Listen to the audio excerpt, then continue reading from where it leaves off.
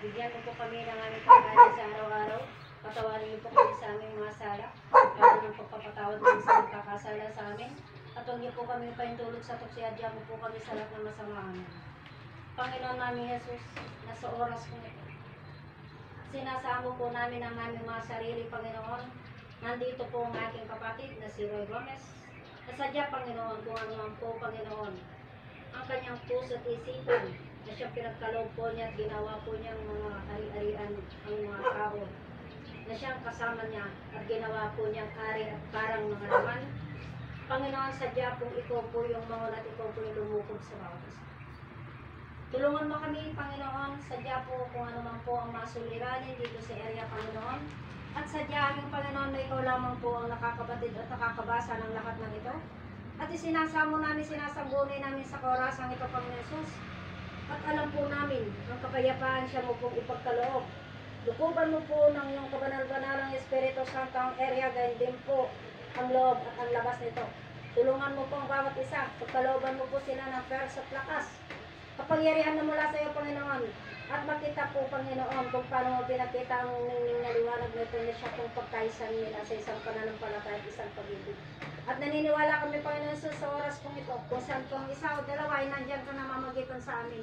At sadya, Panginoon, sa oras kong ito, ang aming po mga kapatiran na pinagkaloob mo sa aming kapatid, na si Brother Roy, Panginoon, na siyang naging ama nila. At siyang humahawak sa kanila, Panginoon, bilang siyang ginamit mo, kung ano man po ang kanilang mga nasa pagkahilingan at mga pangangailangan, Panginoon, sa kanilang mga pamilya. At siya po yung ginawang pundasyon para po siya ang maligay at magbukas palad. Tulungan mo po at pagkalooban mo po ng pers at lakas ang aming kapatid para po magampanan niya ang kanyang misyon. Gayun din, Panginoon, kung paano mo rin po ako pinarating dito, gayun din ang aking mga kasamahan, na sana, Panginoon Jesus, ikaw po yung mga unat, ikaw po yung magbuklod-buklod sa amin. Ang pagkakaisa, Panginoon, siya mo po ipagkaloob sa bawat isa. Ang kapangyarihan mo lamang, Panginoon, siya pong hinihinga namin sa kaorasan ito at ikaw po yung lumukob.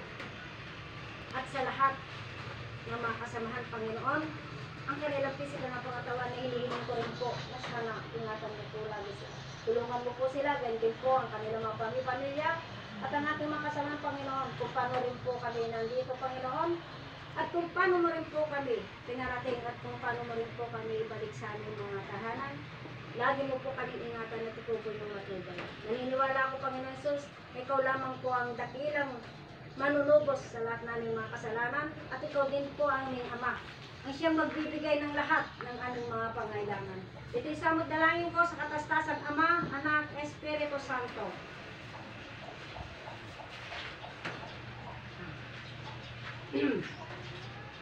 Ining meto, itong isa, itirik lang ninyo dito para siyang brother.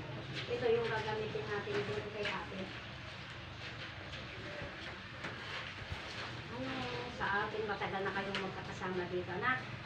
Magkaisa lang kayo yung ano yung problema. Kasi kayo na yung magkakasama-sama dito.